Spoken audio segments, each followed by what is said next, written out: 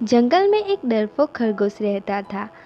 एक दिन वह नारियल के पेड़ के नीचे मज़े से सो रहा था कि अचानक से एक नारियल उसके सिर पर आ गिरा। डरपोक खरगोश की नींद खुल गई। वह सोचने लगा कि यह क्या हुआ। क्या गिरा मेरे सिर पर? कहीं आसमान तो नहीं गिर रहा? दिमाग में यह सोच आते ही वह डर गया और फिर क्या था, वह भागने लगा। वह बेतहाशा भागा चला जा रहा था।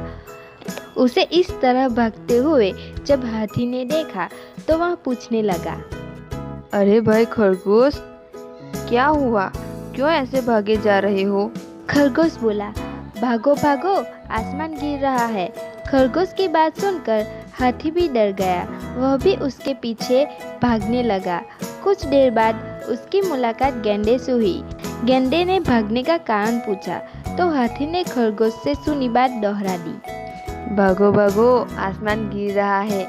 ये सुनकर गेंडा भी डर गया और उसके पीछे हो लिया। अब जो भी उन्हें रास्ते में मिलता, आसमान गिर रहा है सुनकर उनके पीछे भागने लगता। खरगोश के पीछे हाथी, हाथी के पीछे गेंडा, गेंडे के पीछे भालू, भालू के पीछे चीता और ऐसे ही जंगल के ढेर सारे जानवर की कतार लग गई। सब बेतहाशा भागे चले जा रहे थे। इतने सारे जानवरों को इस तरह भागते हुए जब जंगल में टहलने वाली लोमड़ी ने देखा तो चकित रह गई। उसने कतार में लगे भालू से पूछा, क्या हुआ भाई? तुम सब लोग ऐसे कहाँ भागे चले जा रहे हो? भागो भागो, आसमान गिर रहा है, भालू चिल्लाया। यह सुनकर लोमड़ी सोच में पड़ गई कि आसमान भी कभी गिरता है। उसने सारे जानवरों को रोका और बोली, इस तरह भागने से किसी समस्या का हल नहीं निकलेगा। चलो जंगल के राजा शेर के पास चलते हैं। सब लोमड़ी के पीछे हो लिए। थोड़ी ही देर में सारे जानवर शेर के सामने खड़े थे। लोमड़ी ने शेर को सारी बात बताई। ध्यान से सारी बात सुनने के बाद शेर ने पूछा, सबसे पहले किसने आसमान गिरते हुए देखा? सबने खरगोश की तरफ इशारा किया।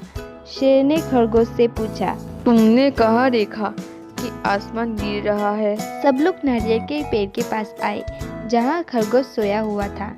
वहाँ नारियल का फल गिरा हुआ देख उसे सारा माजरा समझ आ गया। नारियल देखकर शेर बोला, तो ये है आसमान। सारे जानवर समझ गए कि डरपोक खरगोश नारियल का फल गिरने पर सोचने लगा कि आसमान गिर रहा है। सब हंसने लगे। खरगोश बहुत शर्मिंदा हुआ। शेर ने खरगोश को समझाया कि इस तरह की अफवाह न फैलाए। उसने सारे जानवरों को भी समझाया कि बिना सोचे समझे किसी भी बात पर यकीन न करें।